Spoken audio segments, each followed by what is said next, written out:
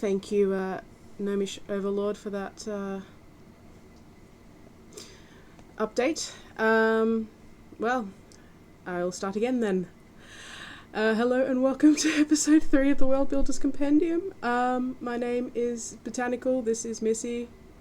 She's my helper for today. We're going to hope that nobody knocks on the door, because otherwise she will scream. She may passively aggressively sigh from time to time, just ignore her, she's fine. As you can see, we've had some technical difficulties, both in just me being not particularly tech savvy and forgetting to unmute myself, apparently. The map didn't save last week correctly, so I pulled up the old map, so I've had to sort of quickly fill everything in to sort of get us to where we were wanting to work for today. So I've got some homework for next week where I'll work off the PNG file that I'd saved to get back to where we were. But that doesn't matter so much because this week we were actually going to map the city down here. So we're not actually going to be working on this map specifically, so that doesn't really impact us too much. That being said, the idea behind working in CC3 is that we're going to be building ourselves a DM atlas, essentially, so everything's going to be linked together.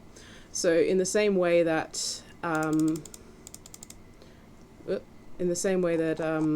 we've got the links here to go for our different planes that we're going to be having, our ethereal plane leading to a sort of cloud-based city, and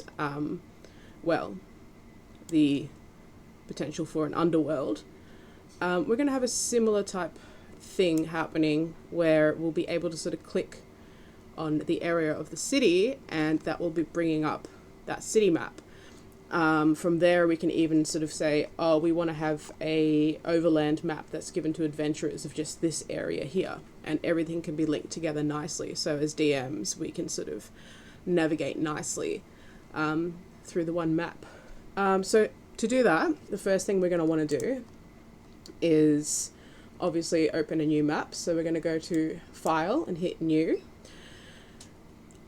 I'm going to hit yes to save changes, even though I'm going to redo all of that.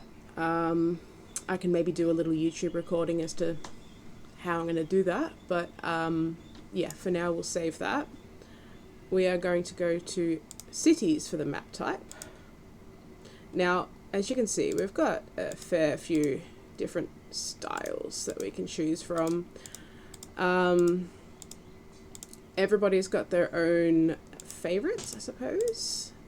Personally, I really like the Darkland City, and we're going to be using metric because, like I say, as we start to measure things out, we're Australians, we understand meters and kilometers a little bit better, and these don't really have any bearing for when you're putting them into Roll20 and obviously utilizing the feet and miles system that D&D uses. So yes, we're going to do Darkland City metric, but we are also, given the placement of the city, we're going to be starting to play with some of the styles from the Winter Village as well, so we'll be able to combine those two styles.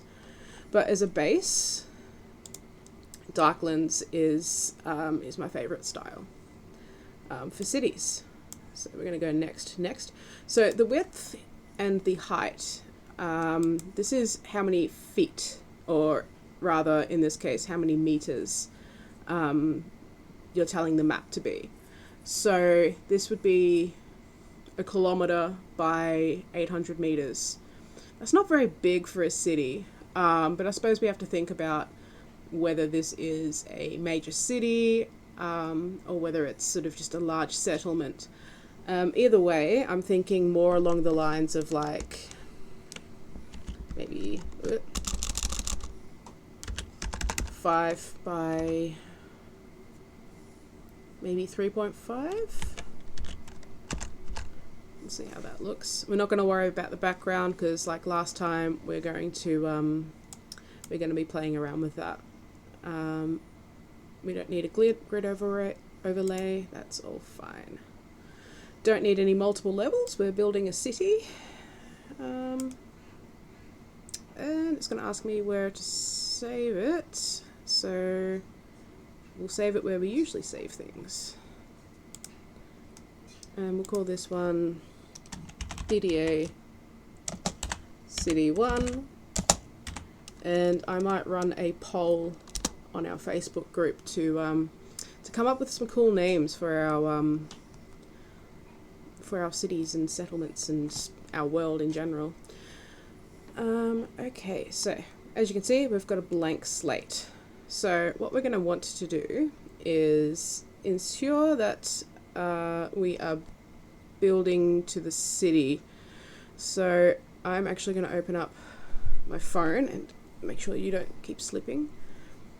You're just happy as long as you're involved, aren't you? I tell you, she was...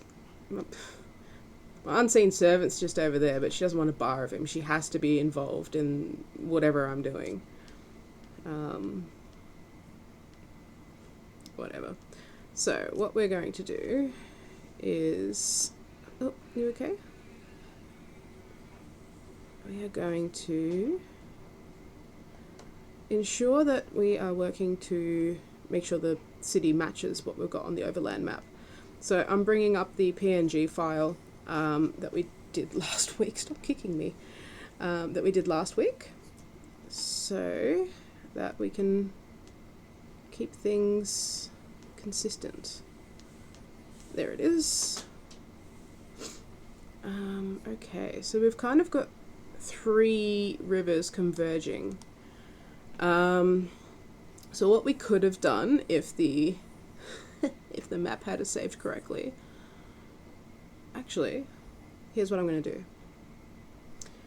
I'm going to send this to myself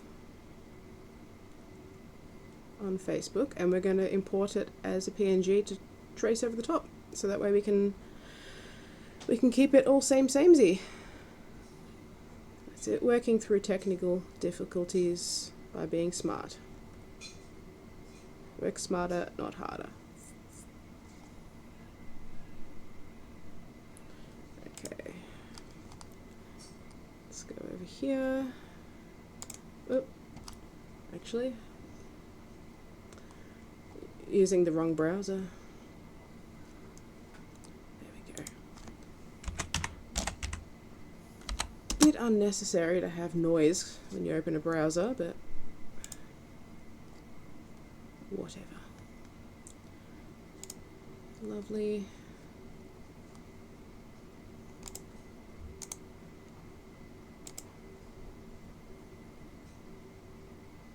Editing, yep, amazing. Okay, so here's what we're going to do. We're going to go into, let's show you here. So when I click on that little folder icon, it actually brings up, it'll bring up the original spot. So I'm actually going to copy that, because as we start to navigate around and go between different styles, oh, are you asleep? We will kind of want to be able to just get there quickly. But for now, what we're going to do is go to Art and Editing, and we are, let's have a look.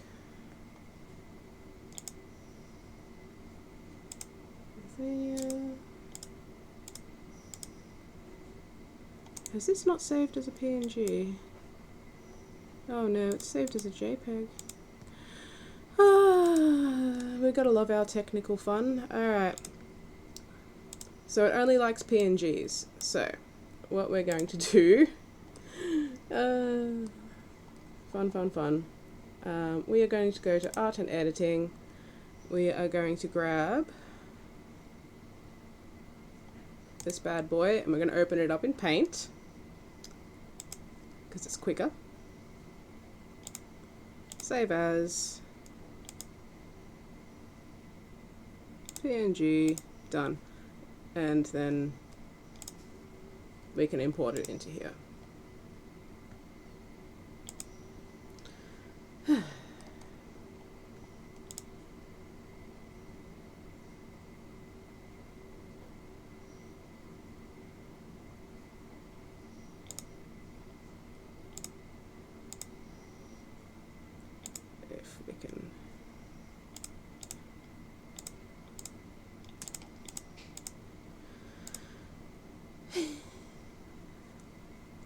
see that this is definitely going my way.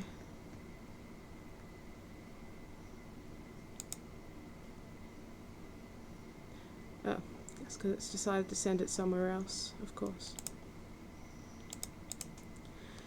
There we go. Got there eventually.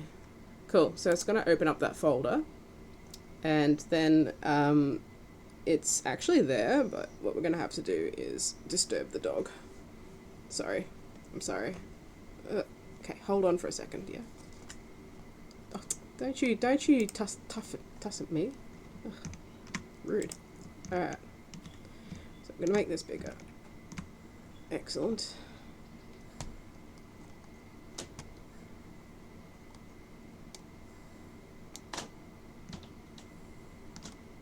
Doesn't matter if it's blurry because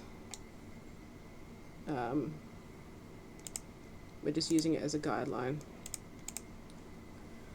So what we're going to be doing is, what are you doing? We are going to be doing our sketch layer like last time, and we're going to be using a template. So we're going to be wanting to make sure that our transparency is at 50% for, we'll keep that normal for now. And we are going to click on our exploding yellow box again, move to sheet, D for do it, and chuck it on the template layer and reload. Alright, so believe it or not, we want to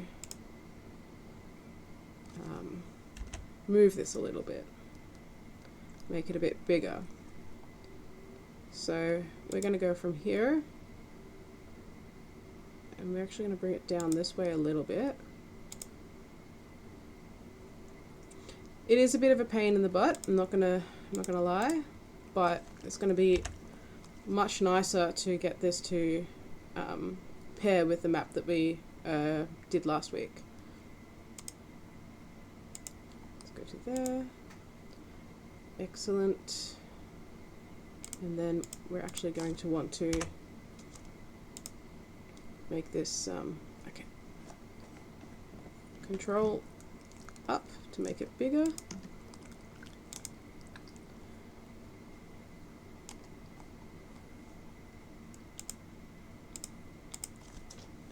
Do it.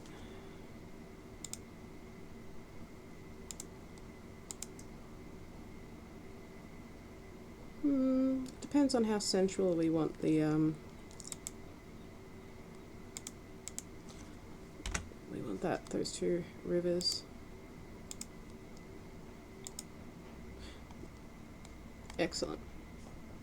So like I say, this is to sort of give us a guideline, because we're not going to actually map out this full area, because it's not quite right. But we are essentially going to want to sort of have a coastline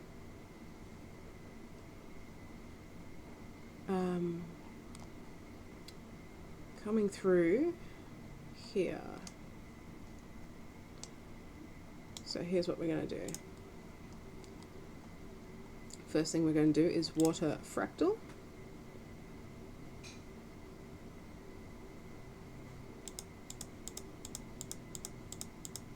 I'm going to bring that down, around through.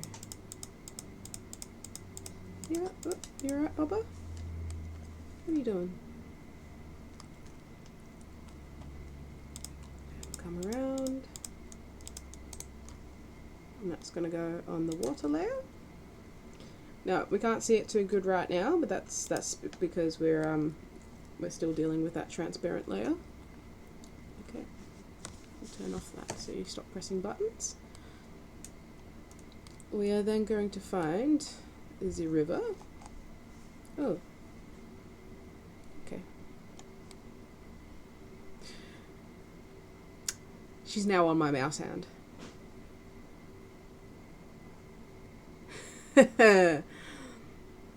Yeah, no, our internet has indeed updated Yes, that was part of the technical difficulties last week. It was swapping over to a new provider. And then guess what happened the next day? My Wi-Fi card died. So we're now plugged into the mains. Alright, so it would seem that our river button is not here. That's fine. We shall make do. It's probably for the best anyways, because oh, this dog. Probably for the best anyways, because it'll mean that the water will marry up nicer. So what we're going to do is do this section of river with a dog sitting on our hand.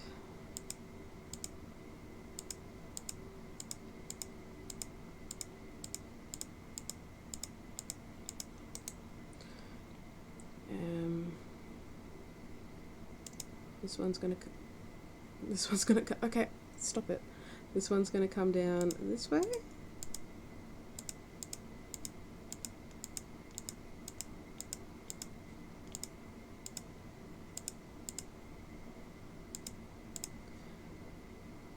Okay. We may want to make these rivers a bit bigger or smaller. As we go, we'll see how things go. But we're just getting it in place for now.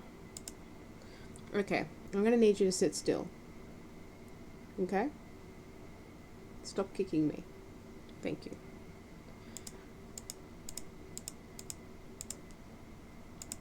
Or I'll make you go sit with Uncle. Okay, so now we'll get rid of that template by just pressing H for hide. There we go. Cool, so as you can see, the water is a bit spooky and the rivers look a bit, well,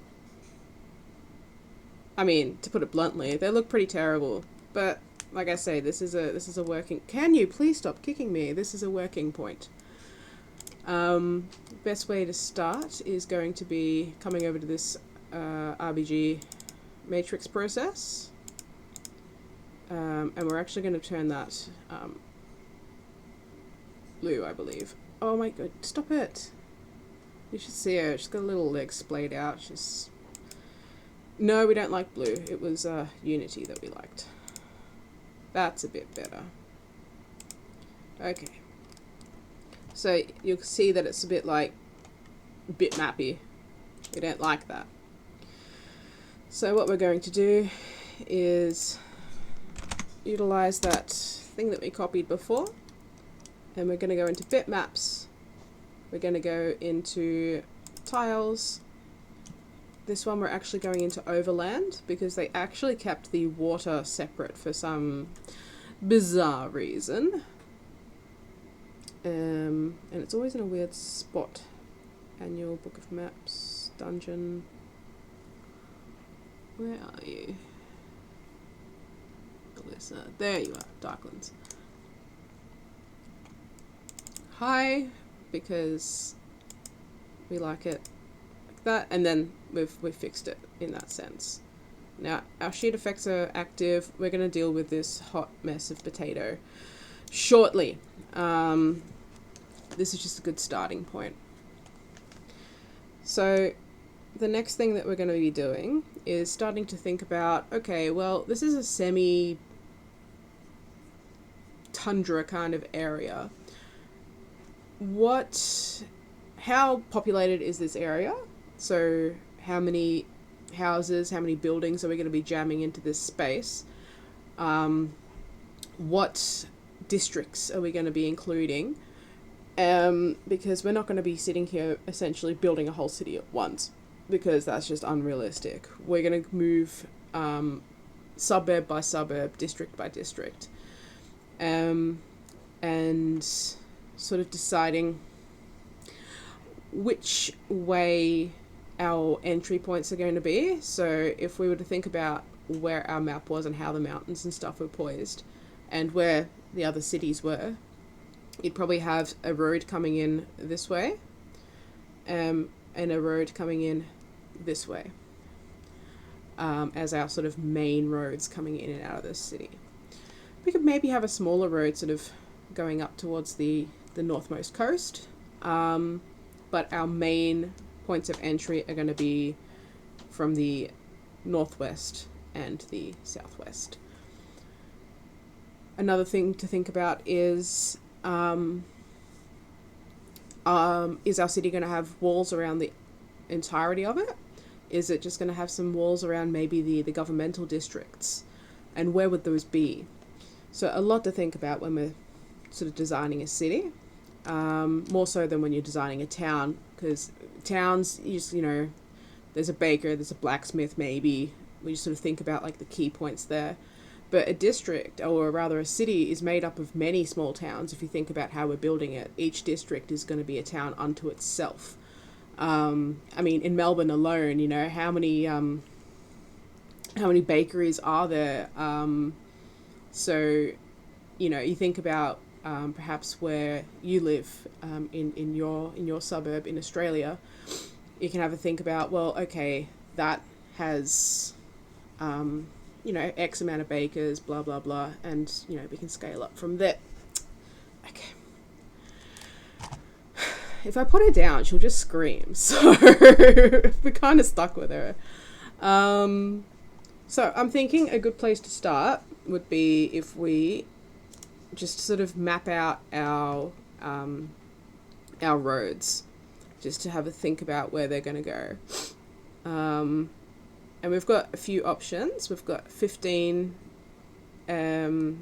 city clean. So it's going to be clean cobblestones or dirty cobblestones. I think I like the look of the dirty ones better. And I'm thinking that the city centre is going to be sort of just northwest of the coastal area. So that's going to go there, and then this is going to hook up around here.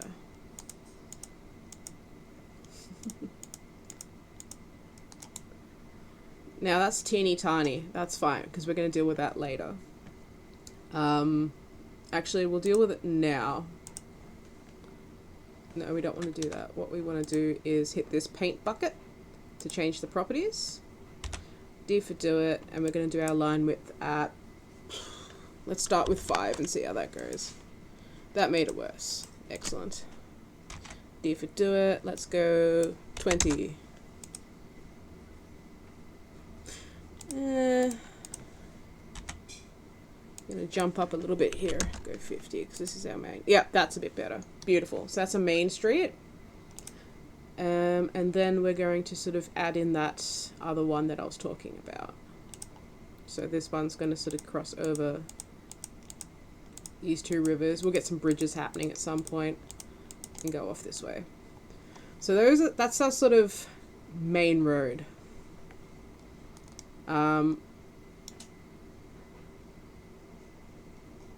Interesting.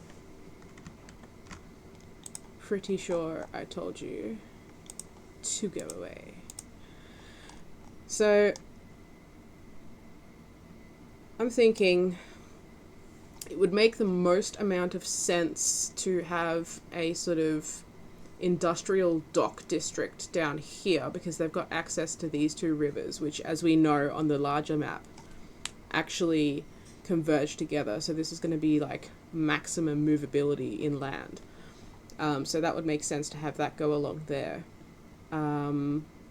Perhaps this portion of coast would be a more, obviously the side that's closer to industrial district is going to be sort of more of a middle class beachfront type district, with the further away becoming more upper class. And I feel like down here would probably be like our our beachfront for tourists and stuff. So I'm thinking a nice point to start might well be our city centre, because then we can sort of play with some different building types, and this is going to be sort of our economic commercial maybe even military district. And we're going to be playing with some different symbols and styles. So to start with, let's have a look at the different building types that we have. So we've got thatch, which again, it depends on what style we're going to be going for, and what the tech level is going to be in this city. But I feel as though the style of more slate roofs is more appropriate for the city centre at the very least. But something cool that we can do is, so we'll get our road. What we can, okay, we're going to delete the template layer because it is just not, it's not getting the memo that it's not welcome. So what we can do is, first of all, I'm going to make this guy a bit bigger, not quite as big as its sibling, but just so we can differentiate our main streets from the smaller ones. Because something cool that we can do is, if I was to be kicked by a small dog consistently and constantly while I'm trying to concentrate, no, if we were to for example put a street along through here, something cool that we can do is click this button. Actually, okay, no, it was this one, where it says, if you hover over it, it says random street. So what we're going to do is we're going to click this, and what it does is it puts houses along that street, right? So it sort of randomizes it out. Now, they're a bit teeny tiny. Again, it depends on the scale that we're wanting to make this city. So if we right click on the random street button, we can see that there's a few options that we can choose from. And we can even make some houses more random than others. We can choose to draw gardens in. We can choose to change the roof types. We can even tell it what sheet to put it in. We can say all houses are the same and even change the percentage of the shapes. But if we go default large, it's going to make the houses obviously larger. And let's see what happens if we click draw gardens, what the difference is. Okay, so I'm going to click the button again. First end of street, start position, and it's going to chuck this in. So now it's actually built little gardens around the thing that we can fill in. So I'm not so fond of that, but this can be a really cool way to quickly fill out a space in the city without individually placing houses down, which is, I'll be honest, I usually do that because I like the detail in these buildings. So I'll usually actually put houses down individually, but we'll be here all day. So what I'm thinking to start is, if we were to have a street running down there, would we perhaps have like some sort of central garden in the center here? Perhaps it's like a roundabout or something like that. So actually I will put that street back. So Control Y to put the street back. Maybe not. Sometimes this program is a bit of a pig. I'm not going to pretend otherwise. So make sure that actually connects nicely.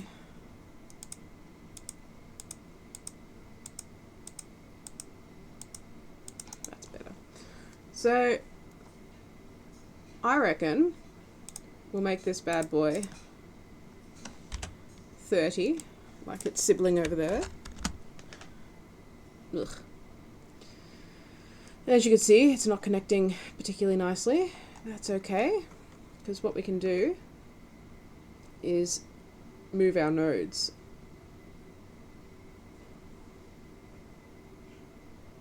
By clicking this one.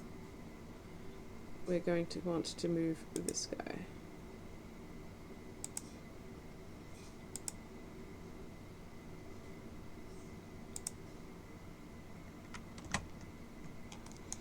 So, try that again.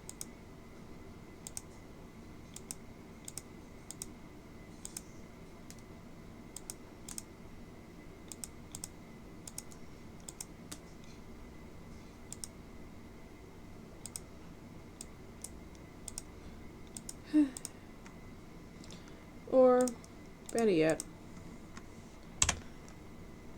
we'll just do it again.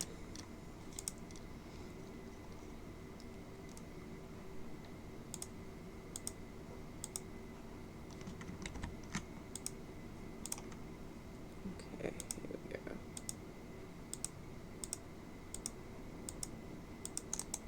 So we've make sure that it's actually in the center there now. D for do it. 30. That's a bit nicer. We can always play with it a bit later. So I'm thinking it could be kind of cool to have some sort of like a roundabout or like circular garden. So what I'm actually going to do is we're going to do something a bit interesting here. First of all, we're going to go into our D&D folder, into the map tools. And the FA Mapmaking pack, which I believe I've linked on in the description for the Twitch. If not, I'll make sure to share the link for this. And thank you to my awesome Sunday night DM for sending me the link for this juicy little map pack. But as you can see, we've got a whole bunch of cool stuff that we can play with, from terrain, structures, vehicles, workplace equipment. We're going to have a look in structures. Maybe, let's have a look at the fountains. Okay. So as you can see, we've got a whole bunch of different colors. So we're going to have a think about what is our color scheme going to be. I kind of like this dark, rocky sort of look. I feel like this could be kind of nice, having... Oh, it's going to put it on the roads layer. So the one bad thing about utilizing external symbols is that it's not going to be smart enough to know which layer to be put on. So we'll put this guy here. And then let's have a look at flora. See what the trees look like. I'm really fussy with my trees, so let's be prepared for that eventuality. Yeah, see, I'm not a big fan of that. I actually prefer the darkland style for the trees. They seem a bit more realistic. Now the question is going to be a case of, do we want to have a more snowy kind of look to this city? I think that could be kind of cool, having like a winter style city. So we're going to go to symbols, city, winter village. And that's going to open everything up. Now this does mean that we've got access to our snow-covered slate roofs. So everything that's in the Darkland style is essentially redone in this winter style, which I think is absolutely awesome. We've even got some dead trees, or perhaps deciduous trees.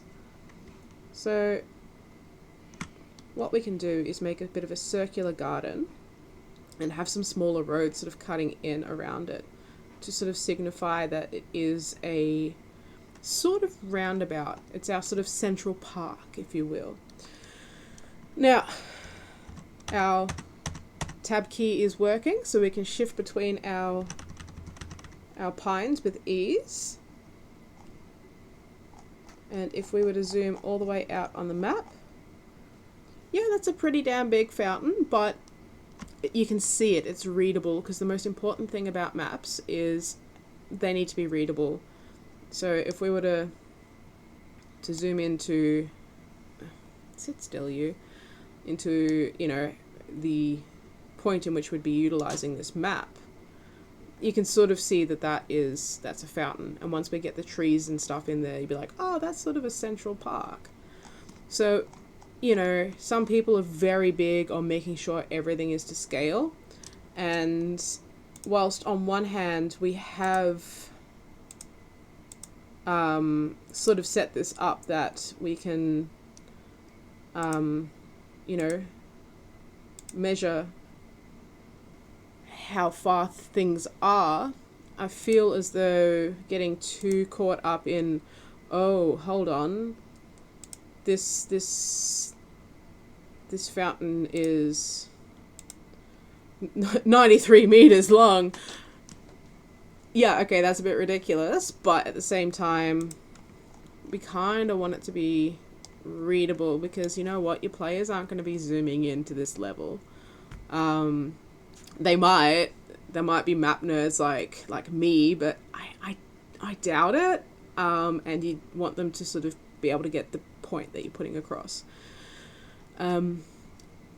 So yeah, don't worry about getting too caught up into distances and stuff like that, because yeah, you're just gonna be having a hard time. So we're gonna put some trees around this fountain. And it's nice enough to sort of vary the sizes for us, so that's nice of it. Gonna have a couple of deciduous trees. Lovely. I don't think we've got any little shrubbery. We can have a look though. Go into vegetation. Nope. No. Okay, so we've just got buildings and shrubs.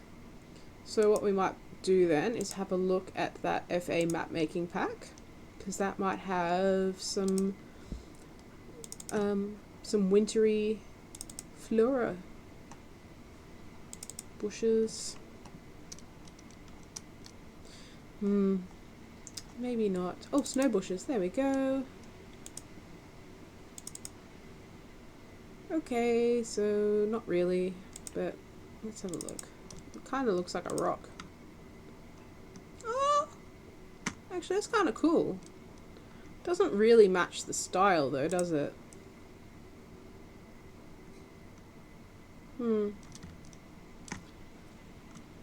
No, actually I kind of like that. But what we'll do in here first is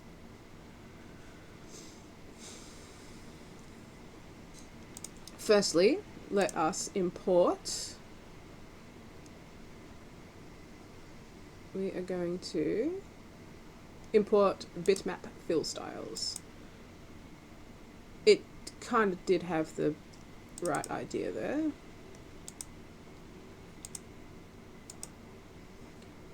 And maybe let's also import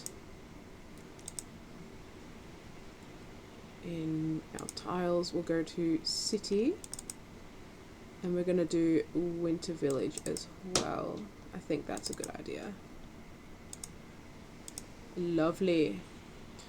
So you'll note that it's not actually going to be in the drawing styles unless we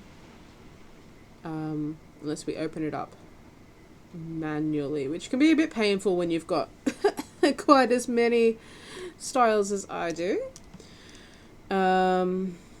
Ooh, Cosmographer. We can play with that at another time. Because we've got all these annuals. But we're wanting the... Oh, stop it. Okay, Winter Trail. So, yeah, it doesn't want to open it that way. But if we were to do something like this, utilizing our fractal tool, sort of go like this. It's going to make a little black blob. That's fine, because we can change the fill style to one of the ones we've just imported. And in this case, I'm thinking that could be kind of cool. Thinking we played with that frosty grass. I think that could be kind of cool. It's a bit too big. Coming back over here into bitmap files, we're going down to what we just imported, the frosty grass, scaled. Now 1 is just going to be way too small, so let's have a look at 50. Tell you what, dog, you're making this very difficult. Let's bring that back. Okay, lovely. So now it's on the symbols map layer, because that's what it does. Sometimes you got to kind of keep track of what you're adding to things. So what we're going to do is we're going to add that to its own layer. We're going to call it terrain snowgrass.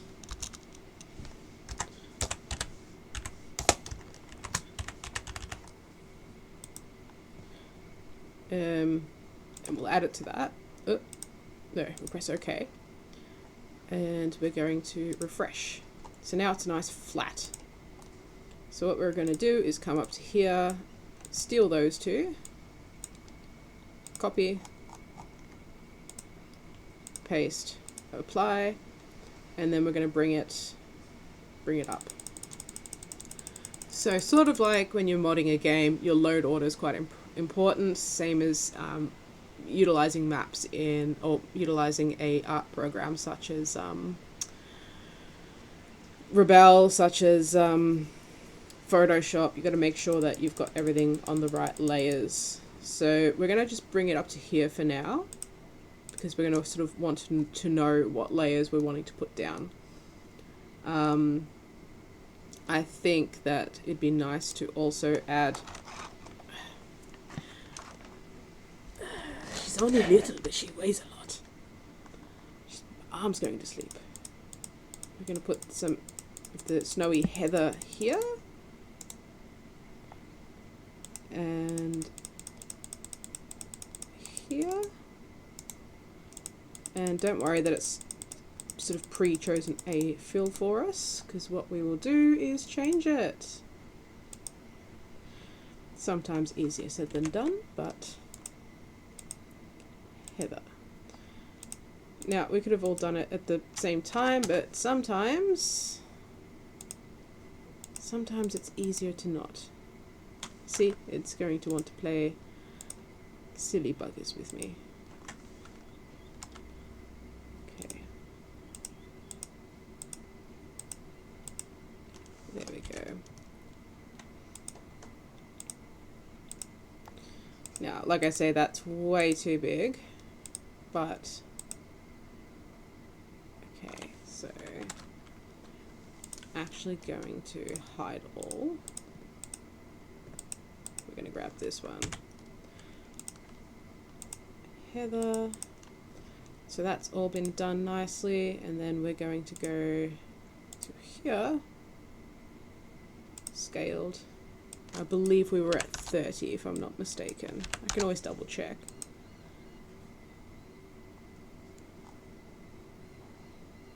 Yeah, that's about right.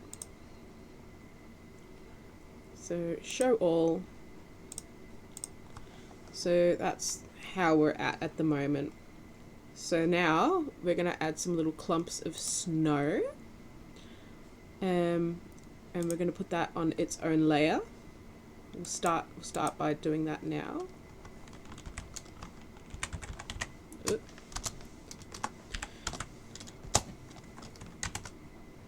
Green snow. Yeah, I think that going underneath snowgrass is wise. Putting the same blurred on is good. And we are still going to be utilizing our fractal tool over here. Just because I feel like it makes nicer, more randomized blobs, for lack of a better term.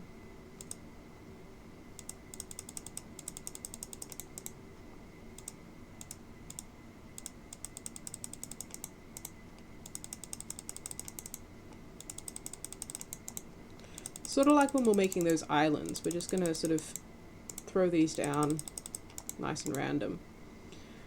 We're then going to hide all.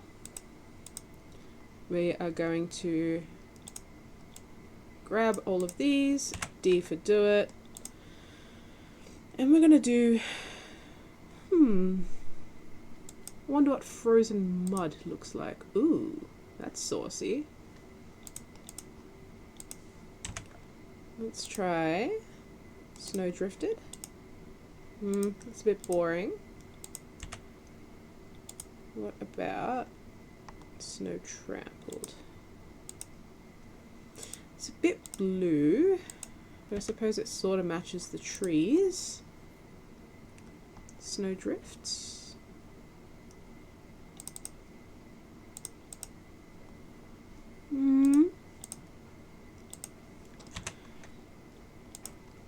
I'm still liking the frozen mud look the best.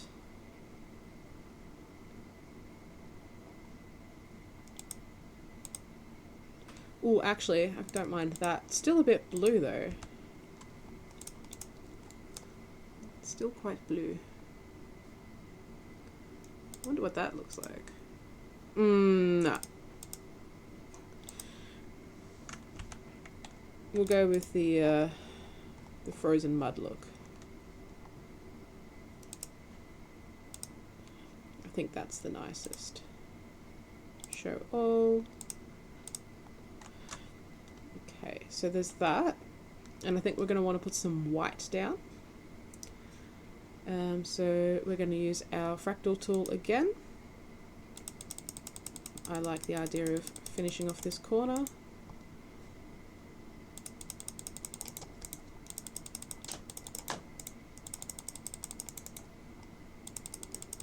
Like I say, we're just making this as random as we possibly can. Because as far as the temperature goes for our city here, I think what we're going to be saying is that we're in the between seasons, going between summer and winter. So hide all again.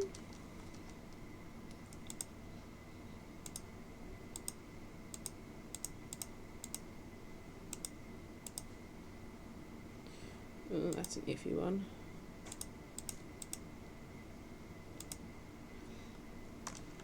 I'm just going to do these to start with, because I reckon I'm going to try and click on that other one and it's going to make my life difficult. So,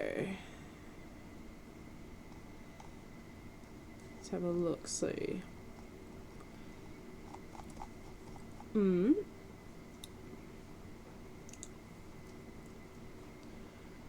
I think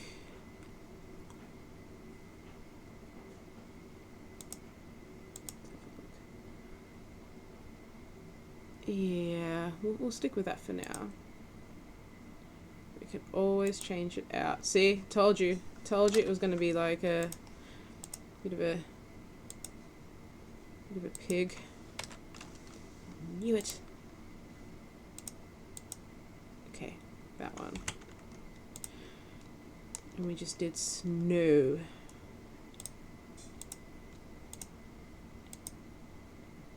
Ugh, bah humbug. Okay.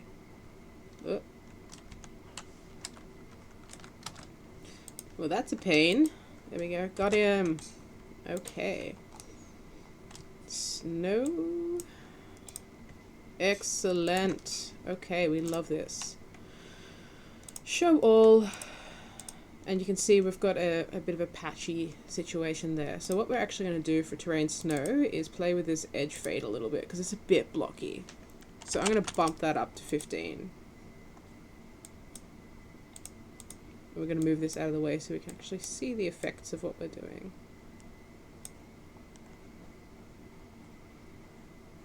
Yeah, that works. And then we can put some bushes down. So to move things around, to make them bigger, we hold down Control, and to move them around, we hold down Shift.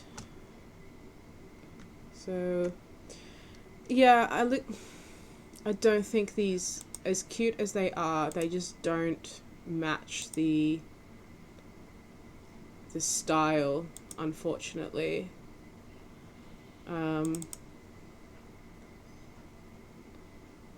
Yeah.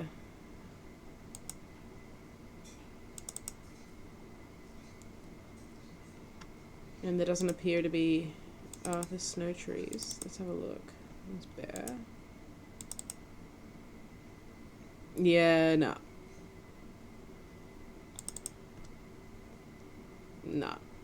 So we are going to... Oh dear. That is not good. Okie dokie. We're going to pretend like that never happened.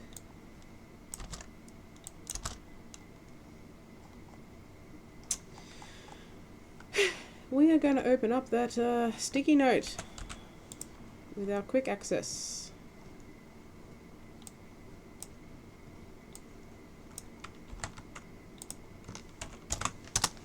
To get back over to our symbols. Cities. Winter Village. Oh, actually, what if we do symbols, dungeons, Winter Trail? Because we might have some more vegetation. Oh, they're pretty.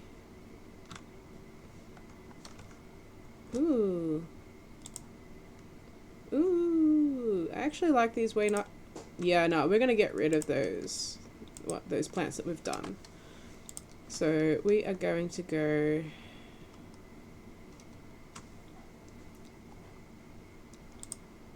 Tick that box and hide all.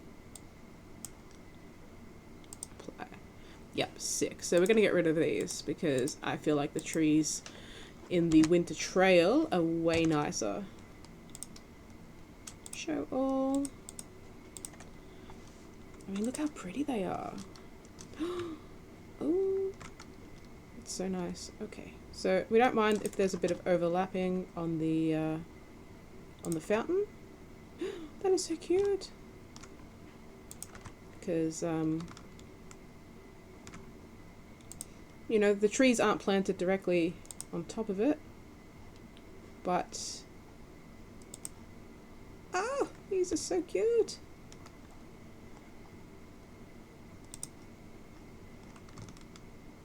Oh wow, that's beautiful. Yeah, we are. Oh, we've even got little. Oh, that is so lovely. Oh my gosh, and it's even got like the.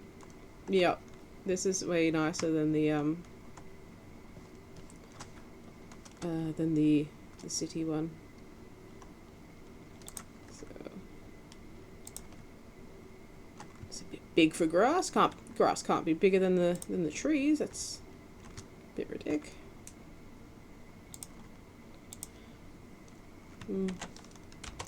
Not so much of a fan, but it's really cool that that's a thing. Yeah, nice. That's beautiful. But where was that lovely? Ooh, sort of almost like a decorative tree. Oh, that is absolutely gorgeous.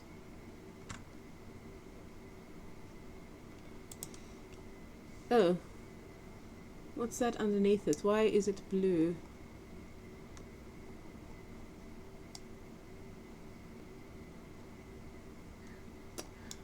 Don't like the blue underneath it.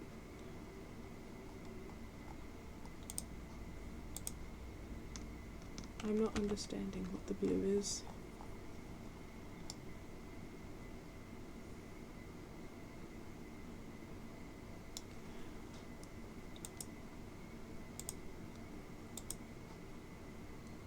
That's a shame, because it's actually a really pretty tree, and it's got this weird blue blob thing underneath it.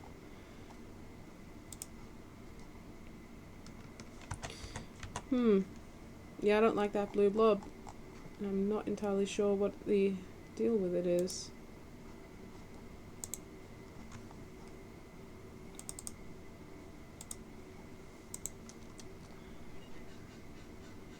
Maybe we can disable smart symbols. See what that does. No, I still got that. No, I don't like it.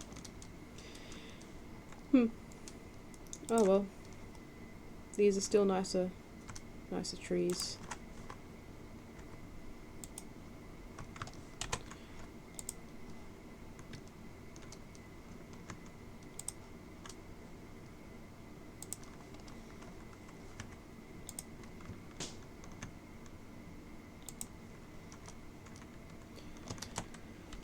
Actually, we want to get rid of those. The next thing we're going to do is make these roads look a bit nicer. So we've used the dirty cobbles. Yeah, yes we have. Find 3 plus, bit. You made me click the wrong thing, you dingus. Okay, what are you doing? What are you doing? Hey? What are you doing, you toothless terror? Be good. Okay.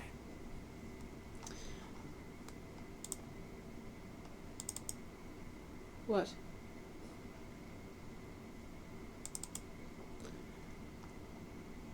Well, if you stopped kicking me, we wouldn't be in this position, would we? Darkland City. Oh, you tired?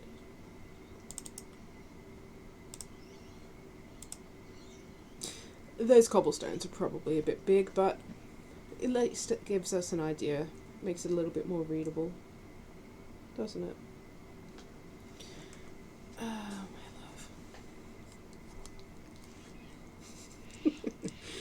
You're a funny little monkey, aren't you? Okay.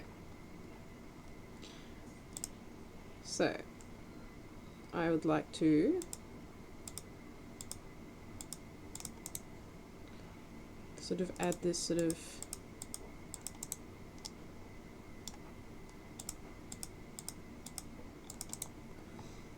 so when we zoom out, we'll get the idea that there's this really cool little like central plaza. We're going to add a few more trees in. There we are. Although you've made this quite difficult, because I need to make the tree bigger. Do you mind if I press Control?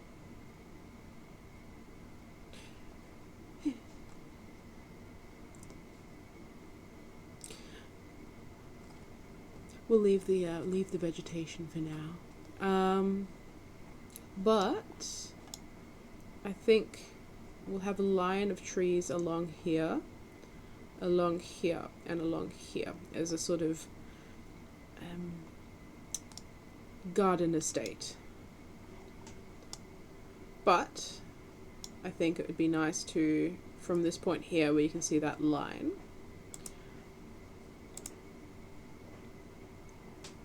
we're going to start doing some side streets. Now, in Melbourne, we do have everything is pretty much a grid. Is that how we want to set up our city? It does definitely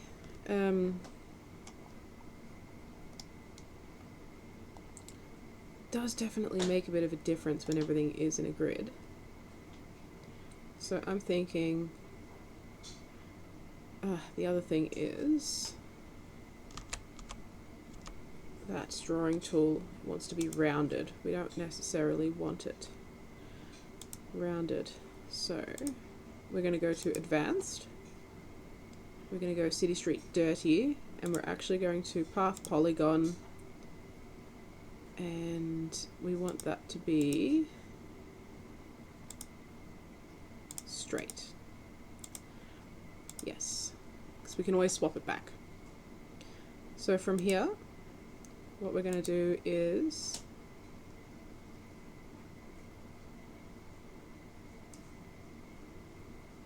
I feel like that could be good, or do we want to make it a bit more straight?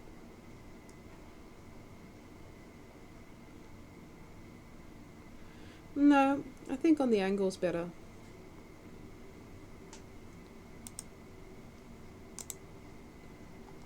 Okay, so we've got a sort of back street along here, and like I said, we'll fix the sizing of the cobblestones because it does look a little bit weird.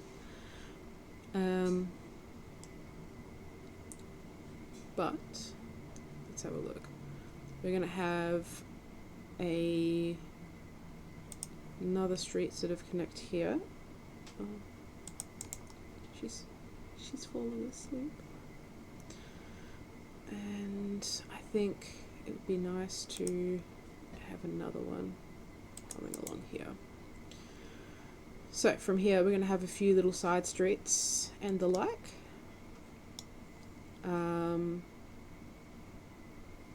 I'm thinking that we'll have a few more governmental buildings along this side, but this side will have some estates. So we are going to right click on that random street, default large. I think we'll actually do slate large. We are going to draw gardens because this is our sort of fancy place. And I'm trying to see how we can make this all a little bit bigger.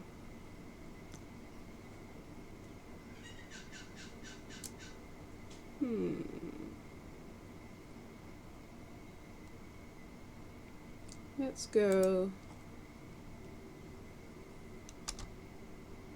150,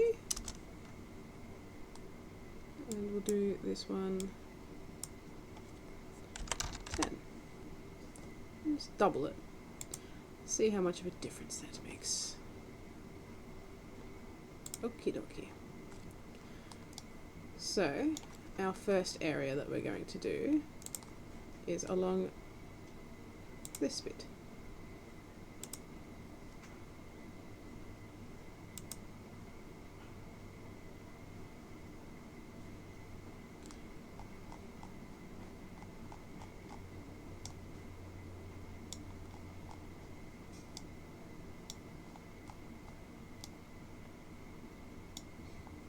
Let's have a look.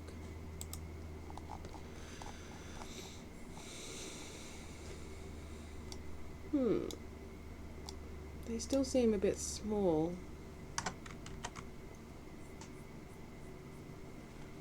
So let us have another go.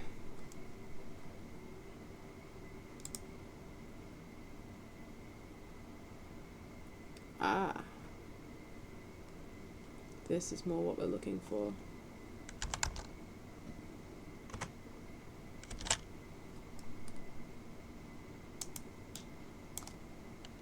$20,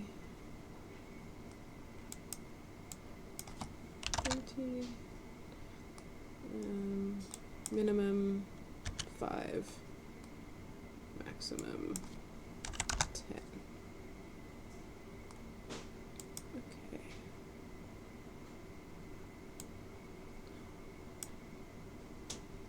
Okie dokie. Let's see how this goes.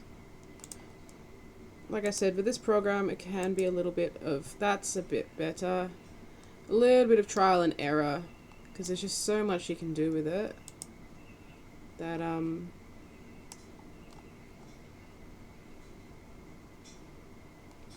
yes, it can be a little interesting sometimes.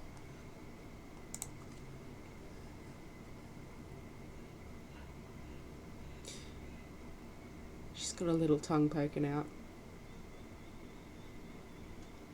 Bless. Okay. Let's go 20 and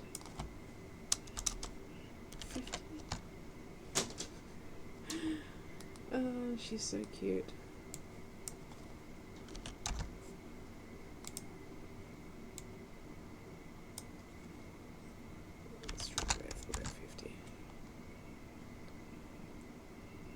Min house length has to be greater than the max house length.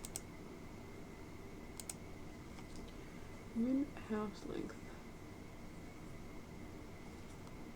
Okay, well, we'll try it like this then.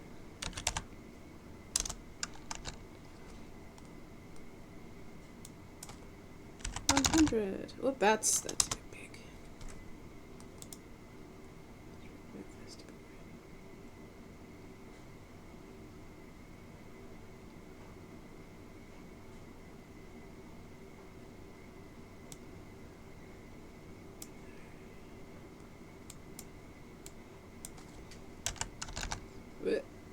Let's see how this all goes. They look a little bit bigger.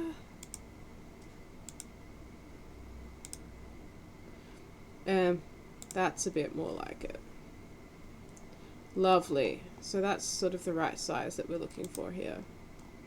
Only problem is that they've put some weird blue fencing around it instead of the walls. So what we'll do instead is we'll turn off the garden.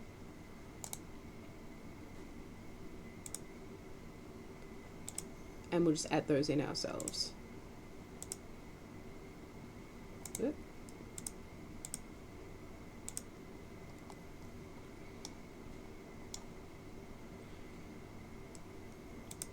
Now, if we were going to want to, for example, put a street down here, we can also delete these individual houses without them, she's so cute, without them impacting. So essentially what we can do is, you know, do this sort of thing.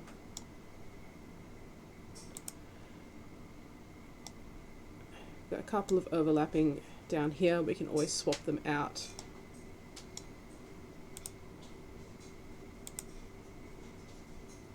Put that through here. And we've essentially got, if we zoom out, our first sort of set of houses. Now there's definitely a few things that we can do to improve this. For example, that blue outline that we see, a lot of that is because we've actually got blue selected. So if we instead had the black selected, we could then draw these out like so, and we no longer have that blue peeking through. So when we zoom out, it's a bit more like that. Now I definitely think we're going to need to have some more side streets happening through here. But for now, you can kind of get the gist of what we are capable of doing. So, you know, we can have some houses come up along through here.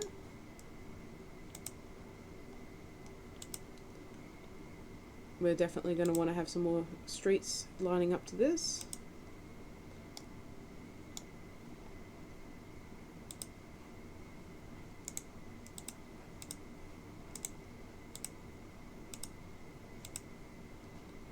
But like I say, we're just getting our point across.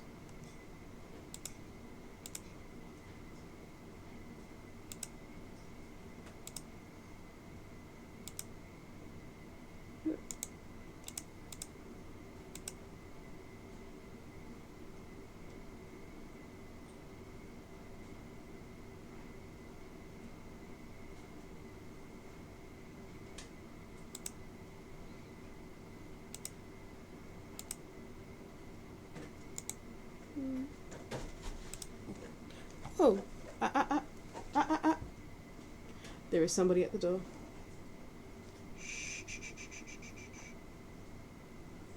It's just the Hello Fresh man. Go back to sleep. Okay, so we've got that and that. We've got ourselves a nicely drawn little grid. Now, what the other thing we can do is, let's just say we have a side street coming down. Maybe there can be a little park or something on the corner there, that's nice. But we're going to have a side street coming maybe through here and squaring off through. Okay, what are you doing? It's like dealing with a flailing octopus sometimes. We'll delete you, and we'll delete you. D for do it. What we can do is we'll add our little side street in.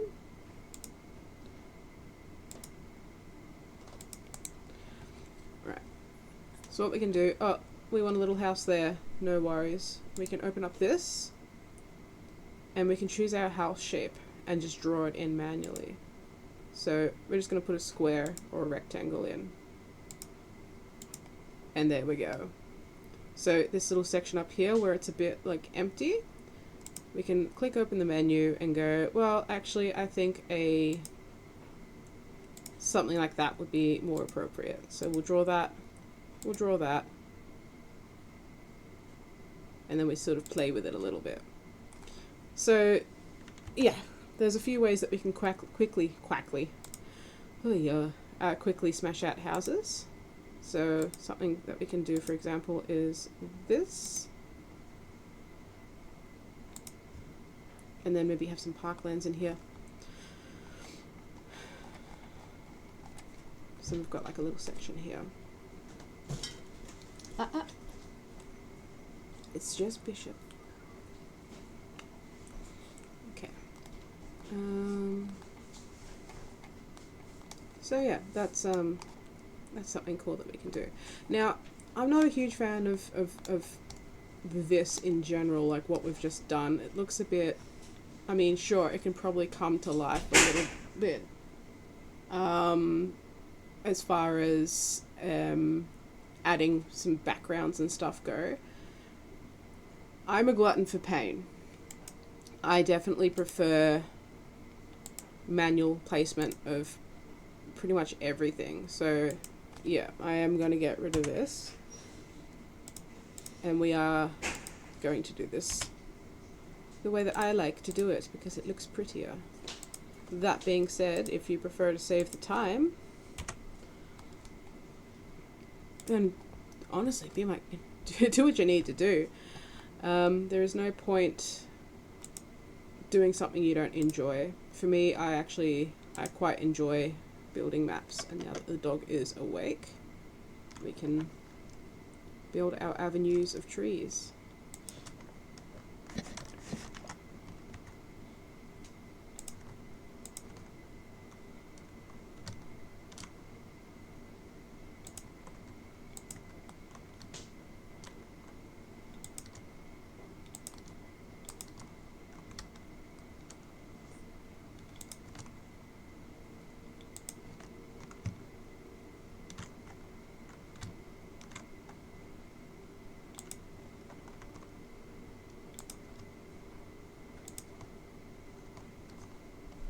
I'm just going to skip over the teeny tiny little ones because they're a bit annoying to have to resize all the time.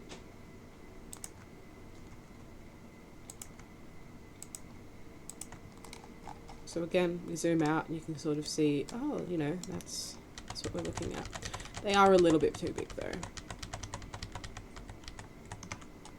And sometimes it does just take you to zoom out to sort of see, oh, actually that's a bit,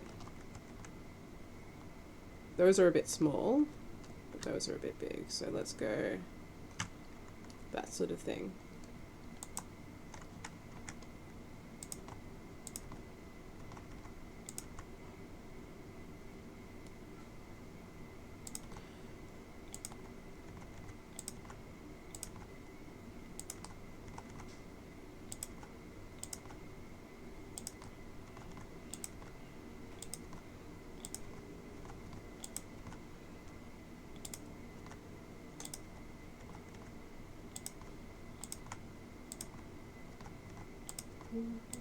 Just about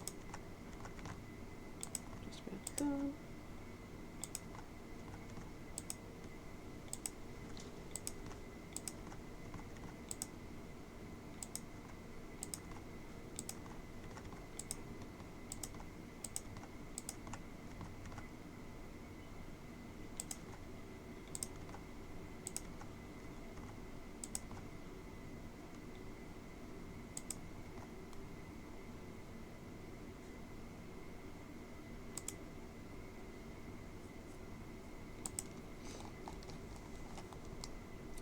Lovely. So we get the idea now. We've got a little avenue of trees. We're going to put down some lovely terrain underneath it so it sort of pops a bit more. So start with our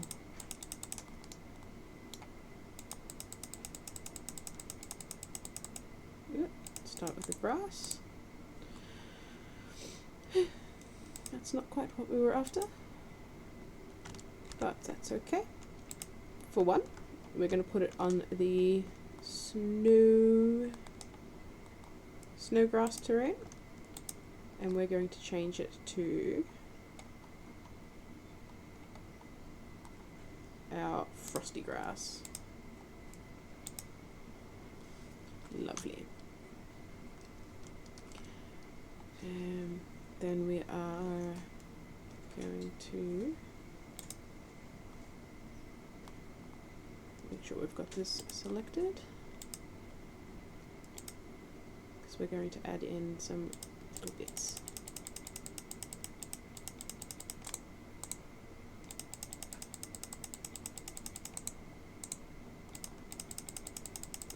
Again, trying to keep everything nice and random. May even add in some green patches of grass. I swear, sometimes you live with people, they're not the smartest. That door does slam. We're just very lucky that she hasn't started screaming, because the Hello Fresh man dropped the parcel off, and well, she remained quiet. So thank your lucky stars that she hasn't gone for a screech, because otherwise we wouldn't have our eardrums left.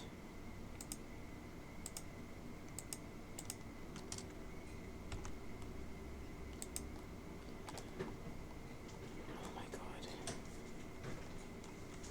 What are we doing?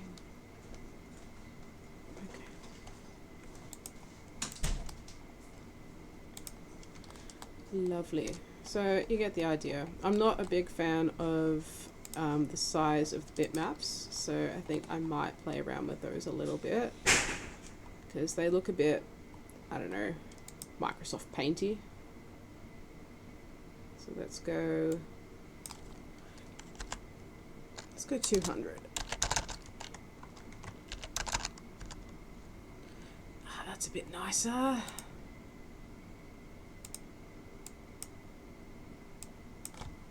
200. Yeah, that looks a bit nicer. And then we can chuck some snow and stuff on top of that. Yes, the puppy. Like I say, we are blessed that she hasn't started screaming every time somebody comes through that door. Like I say, she's happy just being involved with the process, even if she's in the way, especially if she's in the way. Okay, so this is how I sort of come up with where I'm going to put my my streets and stuff. What we're going to do is open up our... Oh, we're on the winter trail, that's right. We're going to open up our cities. We're going to go...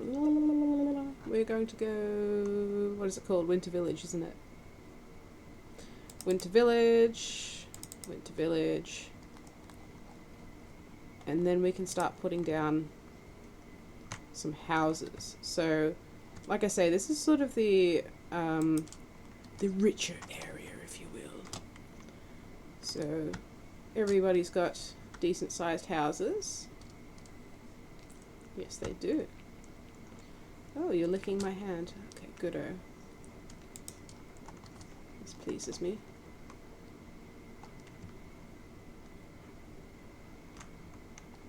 So these are going to be the largest houses that we're going to have, or the largest buildings rather, we're going to be having in our city. Everything else is going to be decidedly smaller. Much, much smaller.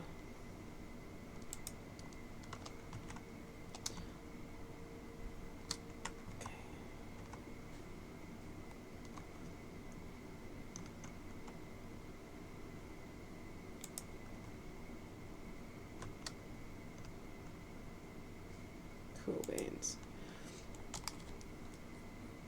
So from here, we have a, still stick with the dirty road. And we are going to do swapping this back to a curve to smooth.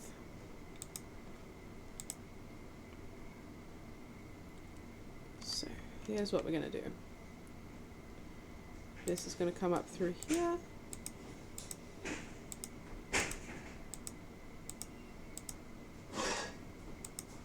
You're being such a good girl. Yes, you are. And that's going to connect in through there. So we have perhaps some sort of shop or something on the corner there, but for now, we've got a road. We've got some houses. I'm thinking that, like I said, the biggest buildings, or the biggest houses, are these ones. But we also are going to be having some, how would you say, governmental type buildings. So I'm thinking, actually, what could be kind of cool is our Parliament House of sorts can be sort of up in here on a bit of a hill. Now, we've got this kind of thing. We've got this sort of building that could also make for a good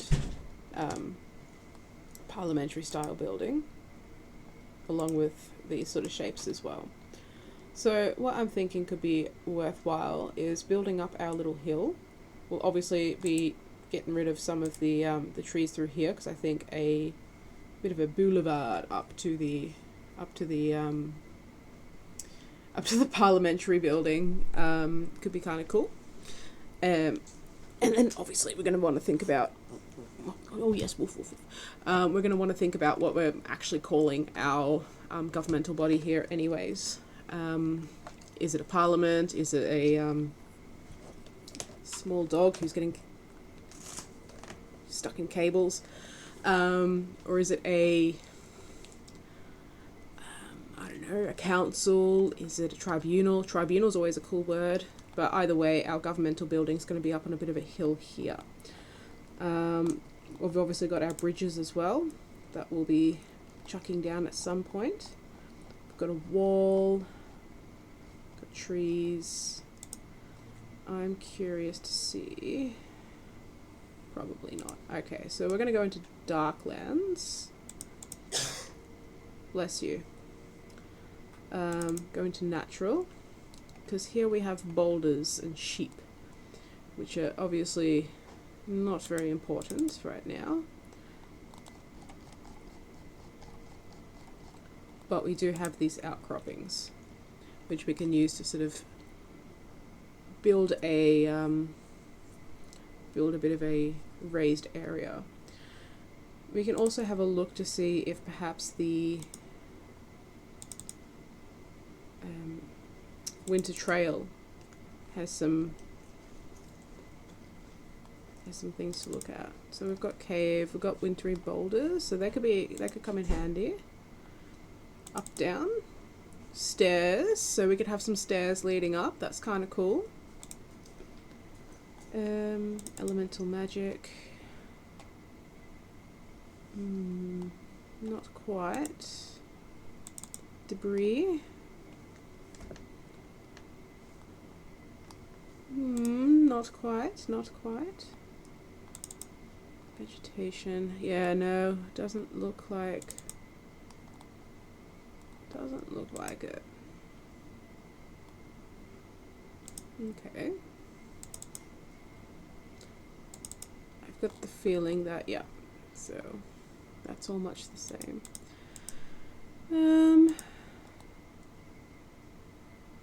Ice caverns could be promising. No.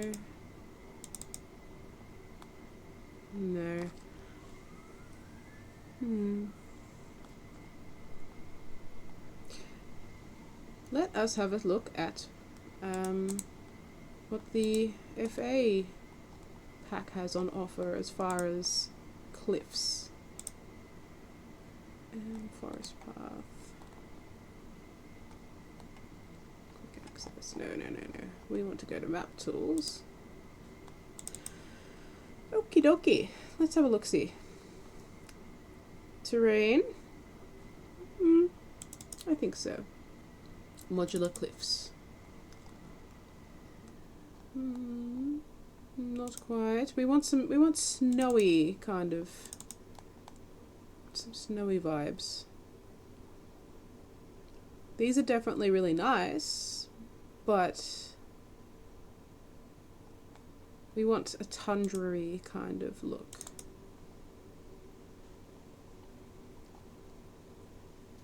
Sand, slate. Nope. Modular old cliffs and ridges. Snow. Here we go. Okay. Cliffs, snow. Ooh, they're kind of cool. Ridges. Okay, this is what we're looking for. And she's fallen asleep between the gap between me and the table. Okay, just sit still for a second, Habib. So that's what that looks like, which I think is quite pretty. Obviously we're not going to be making it that big, but we are, I think,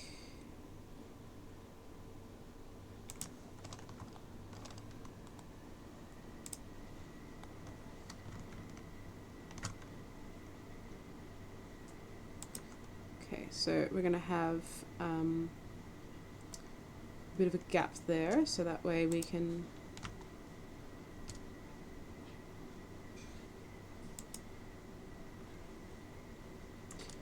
in hindsight, that's kind of making it look like the hills up on that side, so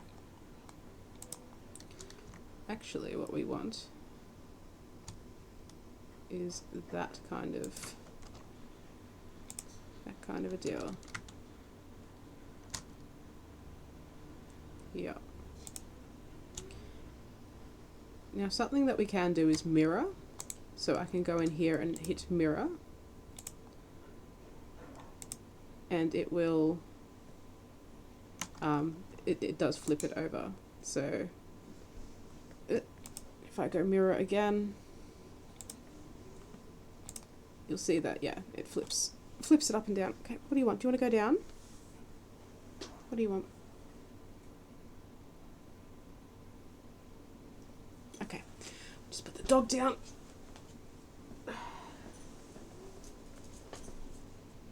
What do you want to do? Not right now. Go play with Steven. At least I've got both my hands back for now, but you watch, she'll come and scream at me in a minute. So we'll turn off the set normal.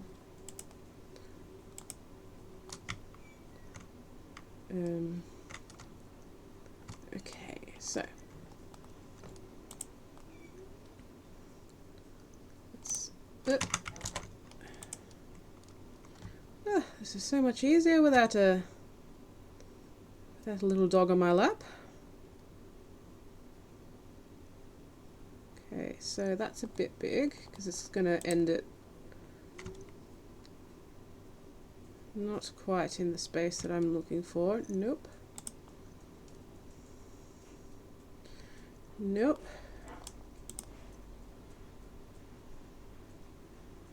I mean, that could work.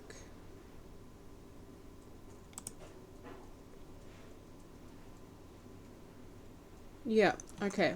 So I've got a bit of an idea in my head now as to how this is going to sit. And before we get too excited, we are going to make sure that we put our cliffs onto the appropriate layer.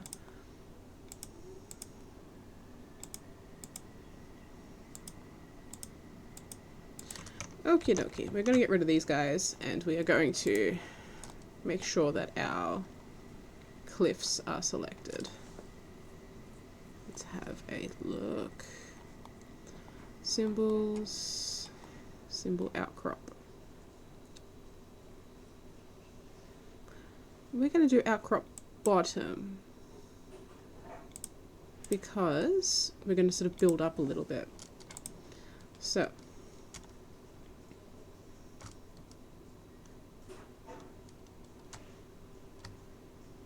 we're going to do this guy here.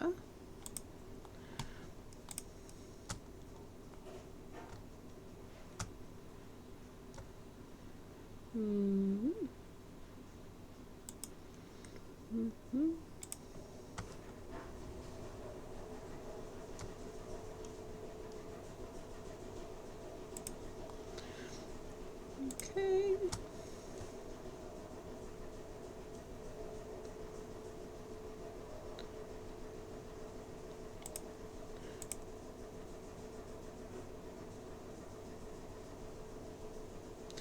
We want that a bit wider out.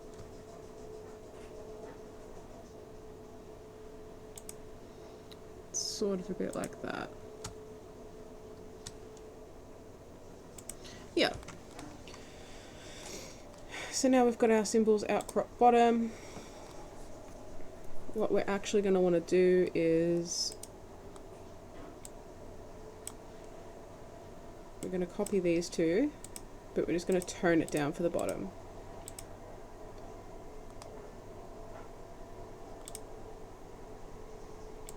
Also going to add a bit of edge fade in.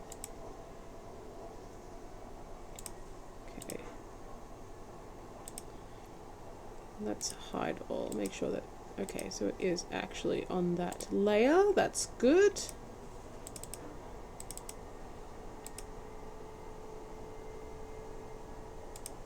Let's go 20. Yeah, does the job. So we've got a bit of a rocky outcropping happening here. So what we're going to now do is actually we want to make those the top, because otherwise our map's not going to be easily read. So we're going to move to sheet, D for do it, and we're going to, oh hello, you're back again, are you? What do you need? Excuse me? What are you doing? Do you need to go outside? Ah, my unseen servant is coming to the rescue. Come. Do you want to take her outside? Hey. Go on. Hey, come on. Children. I feel as though, I feel as though I'll put this on the base. There we go. Put this on your base. Because I don't know if you're entirely happy they're here yet. Let that one run away. Oh, right. Let's go outside. Watch your face. I'm not entirely sure what he's talking to the dog about, but I'm sure they have mighty fine conversations. Yes, this one's going to be the bottom.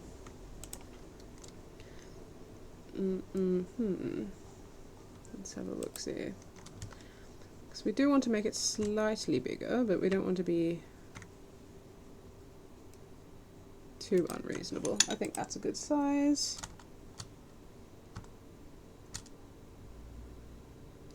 Nope, we want to cut in a little bit more.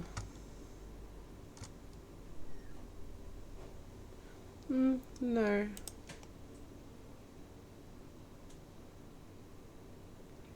That could work.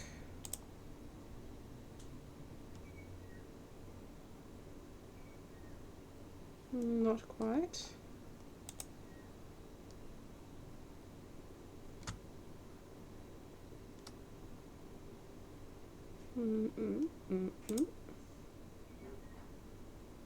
That's a bit better.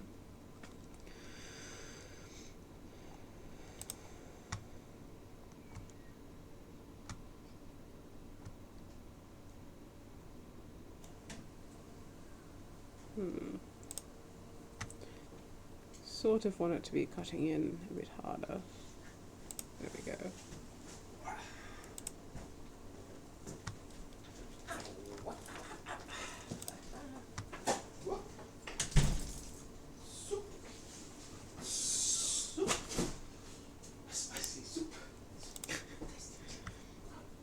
Are you and the dog okay? Yeah, she took her outside and she was just like, it's cold and wet out here. What the fuck are we doing out here? Okay. So, came back inside. So she just wants a whinge. Good-o. Well, yeah, she is a whingy little bitch. Just like you. That's a bit rude. But anyways, as we can see, we've now sort of built a bit of a cliff up. Alright, Joe. Um, Come on. I think that we might do our outcrops below our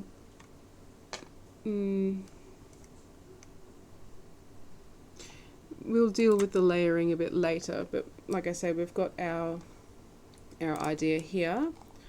We then want to maybe chuck our rocks in so that we can, pardon me, I've got a bit of reflux, so that we can sort of build this up a bit, make it look a bit less weird, because it definitely looks a bit weird when you've when all you've got is sand and some squiggly lines. So there's our rocky section. Again, we are going to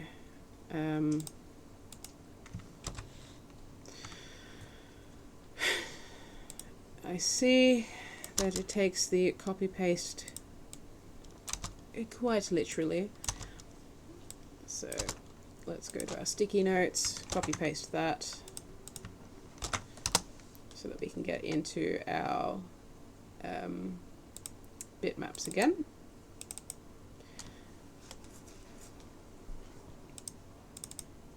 Going into Darklands, there's our rock. Like with the others, yeah, I like that. Do you want to come here? What are you doing?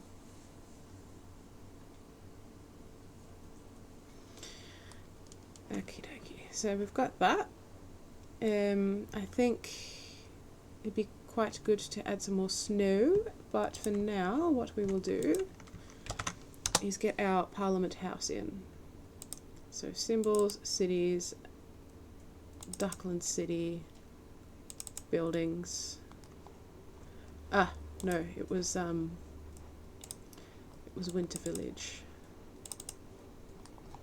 And we come down to, I think this looks like a good parliamentarian type. No, we were going to do something cool. We were going to do this guy. Yeah, I think that works. But what if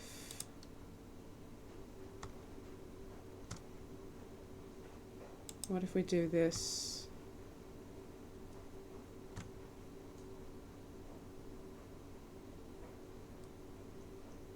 This. And then, yeah, I like that. That's cool.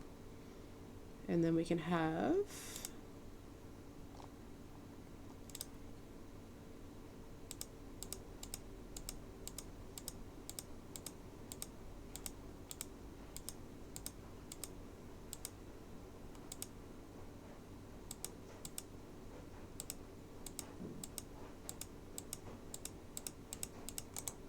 our road coming down like that. We can maybe throw down another fountain. Get rid of that, that, that, that. I'm a little bit confused as to what those little dots were, but okay.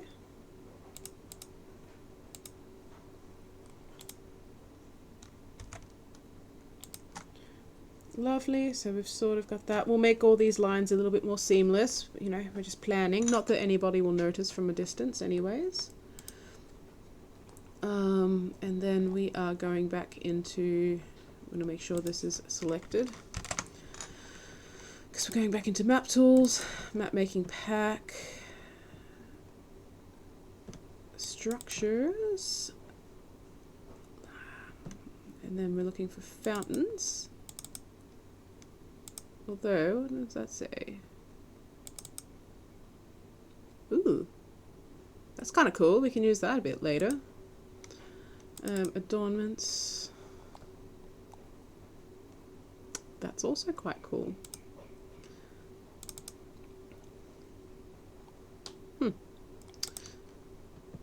Interesting. That's not what we're going to be doing though. We want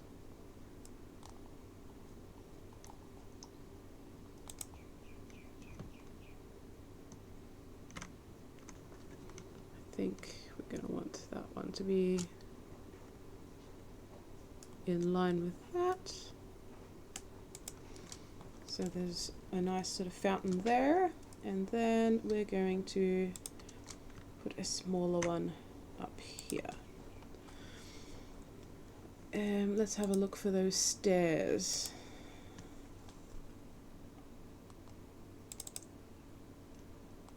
Stone. I think we're going to want to get the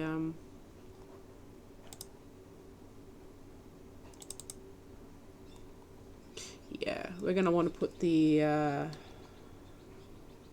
winter one down.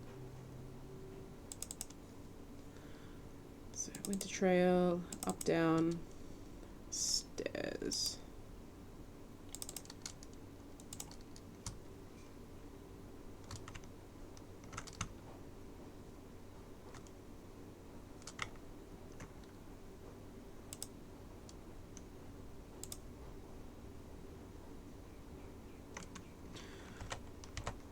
It's not quite straight.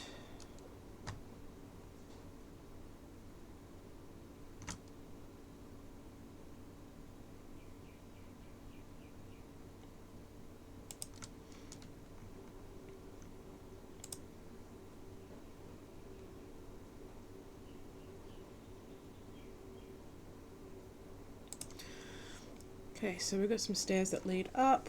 Again, we can sort of tweak it a little bit next week. But as I say, this is sort of more of a planning process at the moment.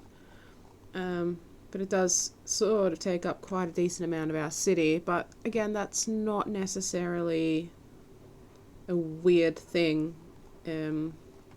especially for a sort of medieval style city.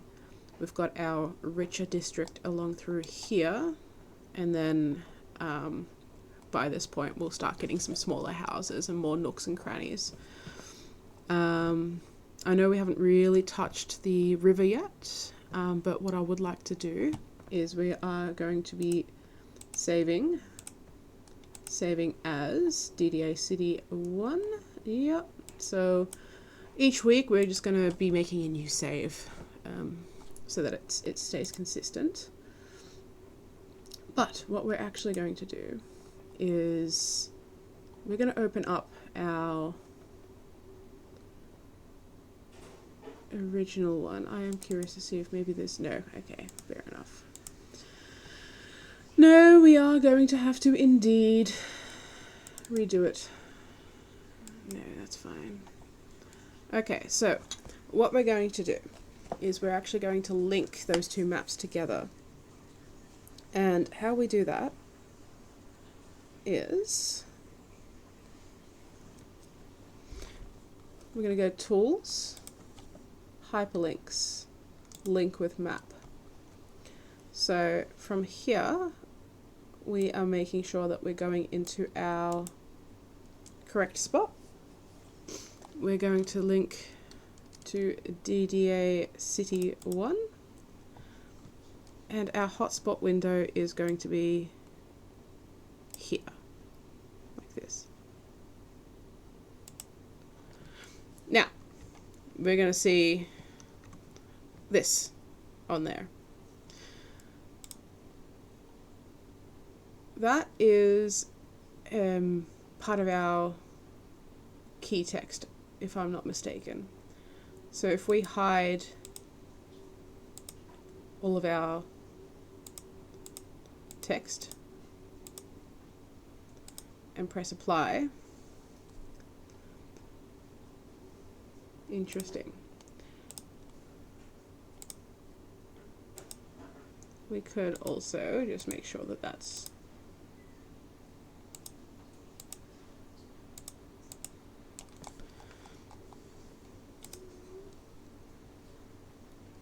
on its own layer.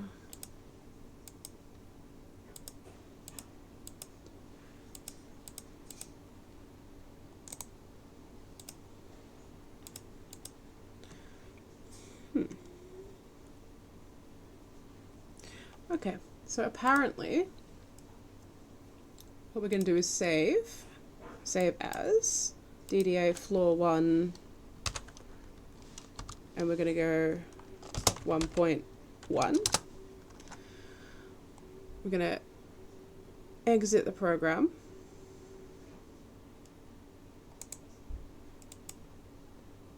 And then we're going to open it again.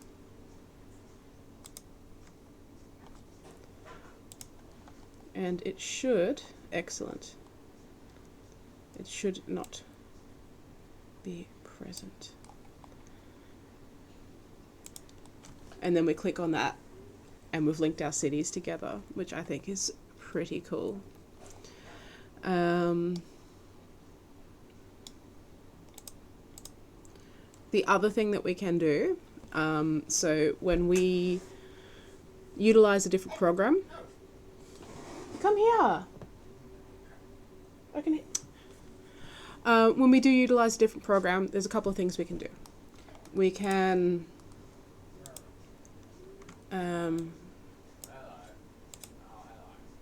finish that up. We can either, yes, we'll replace test. Let's see. We can either pull out whatever map we make in whatever surprise program that it is that we're going to be using. So we're going to maps. Let's pull in, oh, it doesn't really matter. Let's pull in this one that I've made in something different. So either we can bring it in and save this as its own map, linking it all together, or we can just link to file, which will actually bring this particular map up into its own window. So if we were to play with that, going back to our DDA 1.1, open. No, we don't want to save test. So if we were to sort of go, instead of opening this up within Campaign Cartographer, what we could do is, let's pretend, let's see, we've got a town here. So let's pretend that we are going to utilize that map as a town. What we then do is go save as, we're going to go 1.2 to keep it separate, close, CC3, open it again. It's going to give me a tooltip, and then when I click on that, it's going to open the map into a new window. Again, so keeping our world map as an atlas so that we can navigate quickly between all of the different maps we're going to make. So this can work for our overlands, this can work for you know, battle maps, all that sort of stuff, because we can sort of plan regions around certain areas of our world map. So in a sense it is an interactive map. Not in the same way as what I will show you guys once we've sort of filled out this continent a bit more. Something that we'll be utilizing is World Anvil's ability to make interactive maps. I might show you here's one I prepared earlier. Might show you one that I've done earlier in World Anvil, so you can see what I mean, because I think it's quite effective. Let's have a look. Baslag world map. So this was what I call a placeholder map, because everybody was asking me to draw a map, and I'm really particular with my world maps. It can be a bit hard to put what I see in my head out onto a map. So the thing that we can do here is we can put down all these really cool pins, and then have them linked to their own wikis. So we hit New Chrobazon, for example, and that's going to bring up the article about New Chrobazon. We can hit the stain, and it will bring up the article for the stain. I haven't made one yet, because the players haven't actually discovered it, so they don't know anything. The brothers, all these different places, I can add in, as I have done, little points on the map for the players, so it's like, oh, this is where you lived. Yeah, so that can be a bit of fun as well. So that's more of a player access level for a map. You can make it as detailed or as basic as you want. So in this case, I did make it a little bit more on the basic side. They don't see the rivers, they don't see the mountains. It's all just political borders. But that's sort of how I wanted it, because I want them to sort of explore and not just be like, oh, well, the map says there should be a river here. But, like I say, I'm teaching you guys how to use the full suite of Campaign Cartographer, but also utilize other programs that you may not have thought to use. Which I think it could be kind of cool next week, now that I have stable internet and actually capable of streaming and showing you these programs. I think next week what I'd like to do is I would like to make a battle map that is going to be located just outside of the city gates. So we're going to assume that perhaps as you approach the city, some guards are going to stop you and say, oh, you can't come in here, city's closed to outsiders due to dragons. Yeah, I just pulled that straight out of Skyrim. But there's going to be some sort of altercation just outside the city gates. Perhaps it's with the guards, perhaps it's going to be with some undesirable types. But I'll be able to show you this really cool program that I don't think you're going to be expecting, because it's not a map-making program. No, it is not. But we will be making a battle map that players can technically experience in first person, if you so allow them to.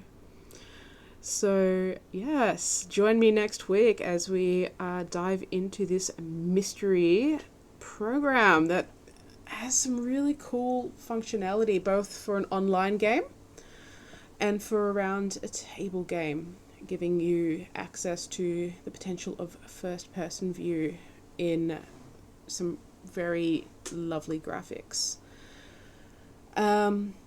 I do apologise for the technical difficulties this week. For example, me not turning the sound on for my mic, coupled with having a small dog on my lap, sort of hampering my ability to do things. Apologies for not streaming last week. As I was saying in my intro, whilst I didn't have any sound on, we just upgraded our internet connection, and as luck would have it, it occurred on the Friday, so I didn't have any internet to stream for you guys. And I also had a pretty big assignment due on Sunday. And as it turns out, all the work that we had done on our previous stream didn't actually save correctly. So between now and next week, I will endeavor to get us back to that same point, include the hyperlinks to this new city that we are building, so that way after next week's little dive into our surprise battle map, we can get back into our city, finish that off. It is going to be a work in progress. I feel like we're going to be sort of cutting away from the city and cutting back to it again. Because I just don't want to be doing the same things every single week, because that would just be boring. So next week we're actually going to be stepping away from campaign cartographer. And yeah, we'll see how we go with that. So with all that being said, we have a couple of minutes to go, so I feel like this is a good time to sort of say our thank yous. I want to say a big thank you to Dungeons and Dragons Australia for allowing me this opportunity to share my world building techniques with you. Whilst yes, we are starting with building maps, we will be moving into how to organize your notes, how to build the world proper, not just maps, because maps is only but one facet of building a world. There is a lot more that goes into homebrewing, even like either your own world or even trying to work out how you're going to play in Faerun or any of the other D&D settings. I think note-keeping is incredibly important, map-making, understanding your NPCs. There is so many facets. So yes, this first season is focused on map-making because that's where I start. But there is plenty of other things that we'll be covering as we go through our journey of the Worldbuilders Compendium. So again, thank you to Dungeons and Dragons Australia for affording me this opportunity. A big thank you to our followers on Facebook and to this Twitch channel. I do also want to say a little reminder as well to not forget to join us on the Facebook page if you haven't already. I'll be sure to put the information into the chat box for you guys, as well as my personal socials, so you can follow me on Instagram and YouTube. So if you do happen to miss any episode of the Worldbuilders Compendium, you can find me on YouTube, or you can follow D&D Australia on YouTube, or you can follow us both, because we'll all have that up there, and support your local artist. And yeah, anybody who does subscribe to the D&D Australia Twitch will end up getting copies of whatever it is that we create together in these episodes. And same goes for any members on YouTube, for both personal and for DDA. Thank you for your support, and I look forward to seeing you all next week. Sorry for being a little bit out of sorts this week. I haven't been feeling 100%, and the little dog, she's adorable, but she loves to get in the way when I'm trying to do things on the computer. But love you all. Hope to see you very soon, and yes, I'll be putting all the links to the various programs that we've been using, the various map packs that we've been using, everything that you need to know to be able to get amongst this yourself. I'll pop into the chat before we stop the stream. Also, please don't forget to join our Discord. Again, will be placed into the chat box. There is a space there for you guys to ask any questions or give any requests that you may have relating to this stream.